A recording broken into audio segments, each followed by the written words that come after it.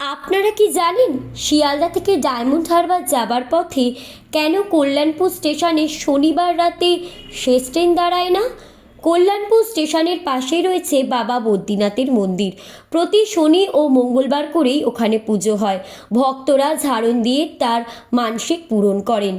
দূর দূরান্ত থেকে ভক্তরা আসেন, সেখানে তারা পুজো দেন, দণ্ডি কাটেন এবং নানান রকম আচার আচরণ তারা পূরণ করেন। শোনা যায় বাবা প্রতি শনিবার করে রেল লাইন পারাপার করেন। ব্রিটিশ আমল থেকেই ঘটে আসছে এই ঘটনা। তার আওয়াজ এবং আলো দুটোই অপছন্দের। তিনি বিভিন্ন সময় স্বপ্ন দেন, কখনো রেলমাস্টার থেকে শুরু করে শেষ যাত্রী পর্যন্ত। শেষে গিয়ে রেল বোর্ড সিদ্ধান্ত নেয় যে শনিবার রাতে বারুইপুর অবধি থাকবে ডায়মন্ড হারবারের লাস্ট ট্রেন।